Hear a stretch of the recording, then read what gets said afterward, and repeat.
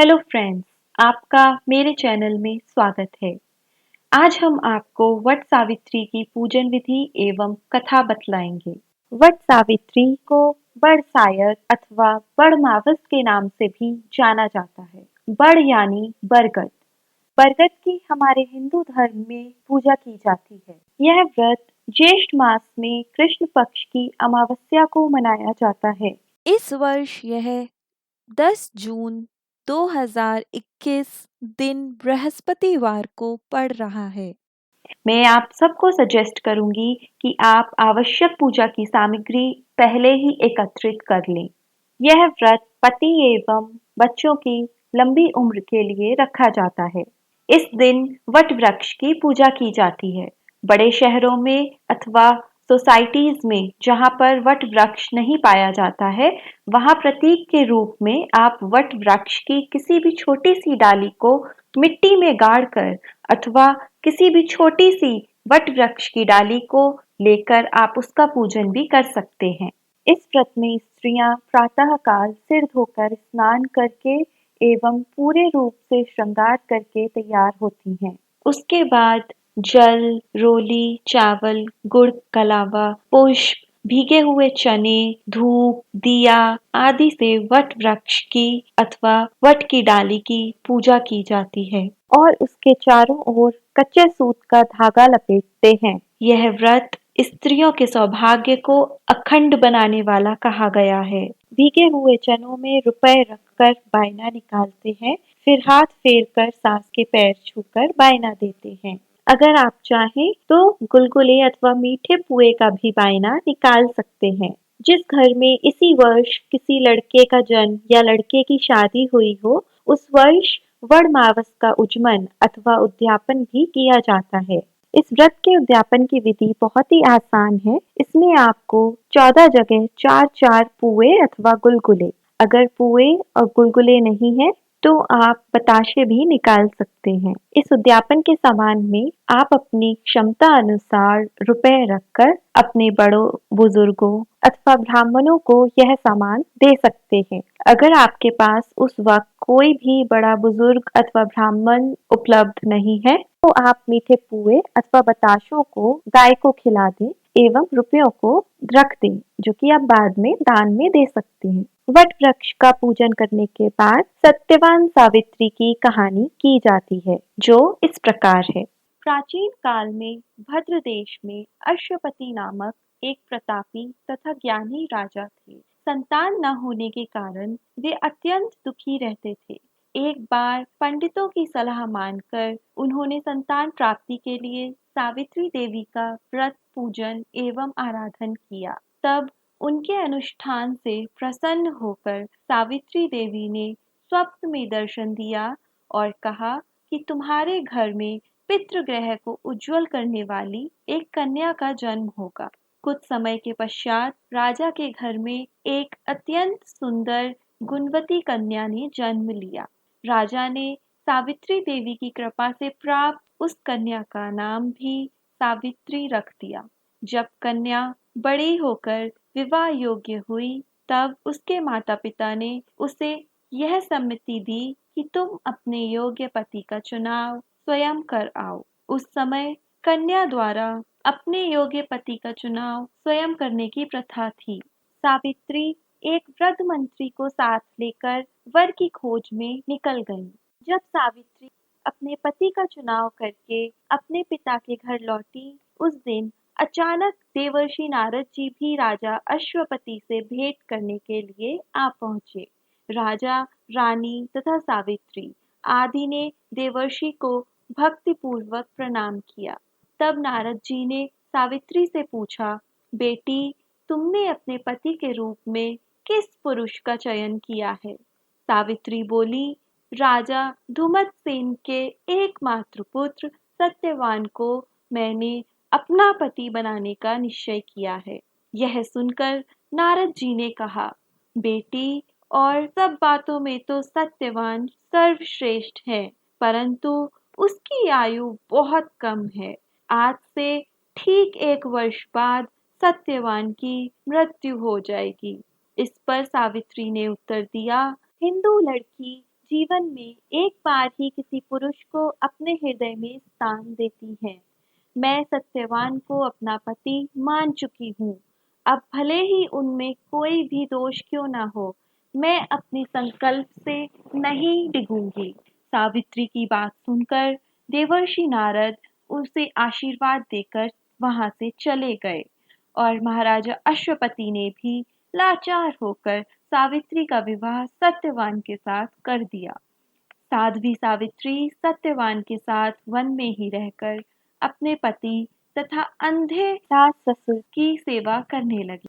धीरे धीरे सत्यवान की मृत्यु का दिन भी आ पहुंचा।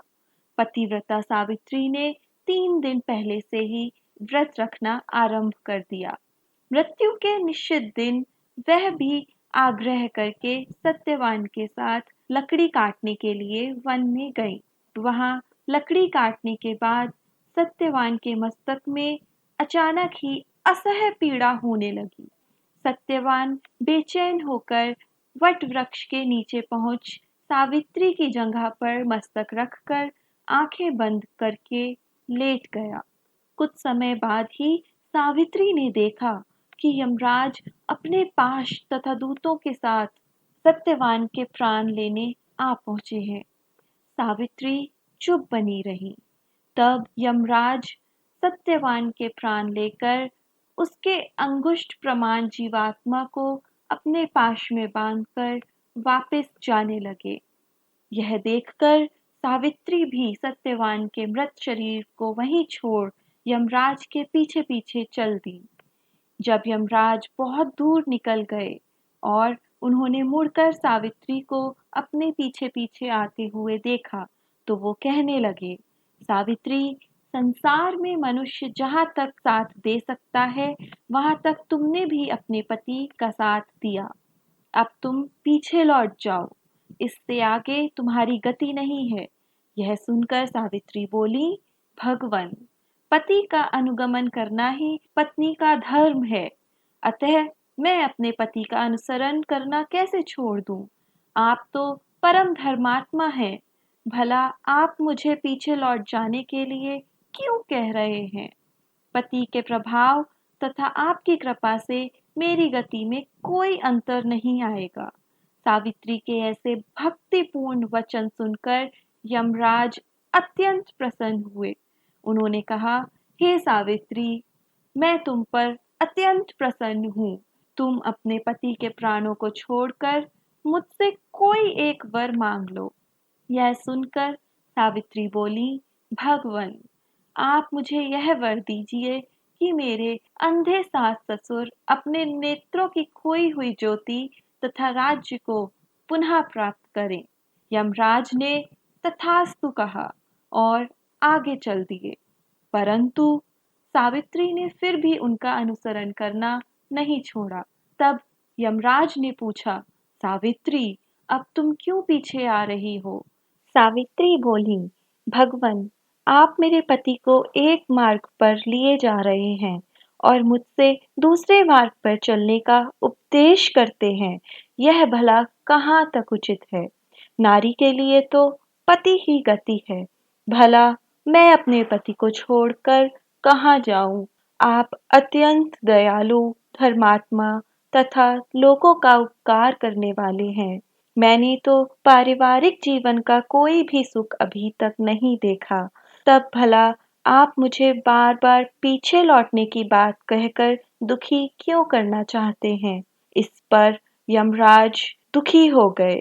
वे बोले, हे सावित्री, संसार में जो मनुष्य जितनी आयु लेकर आता है, वह उतने ही दिनों तक जीवित रहता है। पूर्व जन्म, व्रत, पाप, पुण्यों के प्रभाव से ही मनुष्य के दूसरे जन्म की आयु, सुख दुख आदि को निर्धारण करते हैं। सत्यवान की आयु समाप्त हो चुकी है, इसीलिए मैं उसकी प्राणों को अपने साथ ले जा रहा हूँ।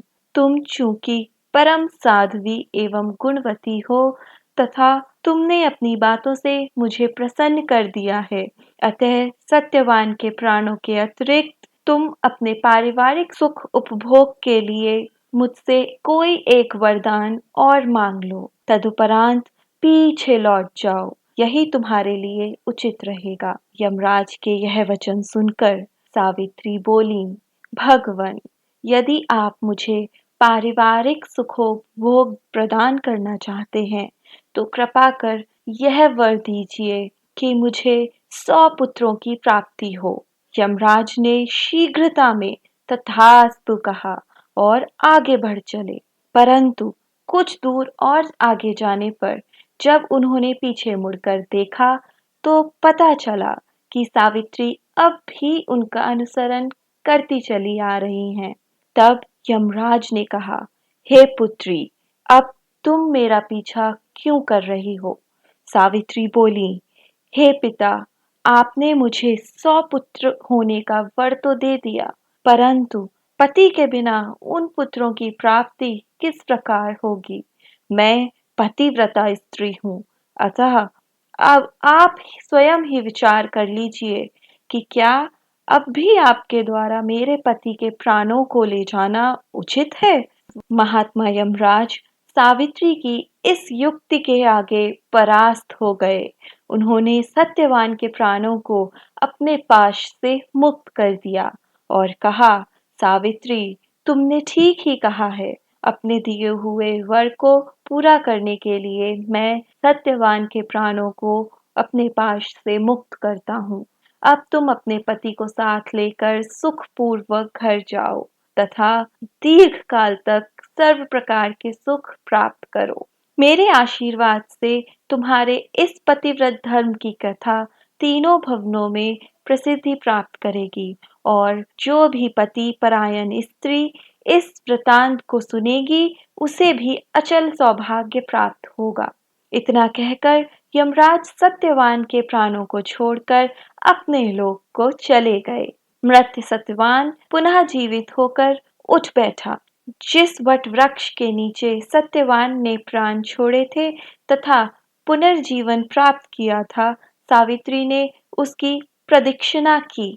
फिर दोनों पति पत्नी प्रसन्नता पूर्वक राजा धुमतसेन के समीप पहुंचे। यमराज की कृपा से उन्हें अपने नेत्रों की ज्योति मिल गई। उसी समय राजा धुमतसेन के पुराने मंत्री आदि उन्हें ढूंढते हुए उसी स्थान पर आ पहुंचे। उन्होंने राजा धुमतसेन को राजधानी में ले जाकर पुनः सिंहासन प्रदान कराया। सर्वत्र प्रसन्नता फैल गई। समय पाकर राजा अश्वपति को 100 पुत्रों की प्राप्ति हुई तथा सावित्री ने भी 100 पुत्रों को जन्म दिया। सावित्री सत्यवान ने बहुत समय तक राज्य एवं पारिवारिक सुखों का उपभोग किया। अंत में उन्हें परम सुख की प्राप्ति हुई। जो स्त्री इस वट सावित्री व्रत को करती है उसे अचल सौभाग्य तथा संपूर्ण मनोअभिलाषाओं की प्राप्ति होती है।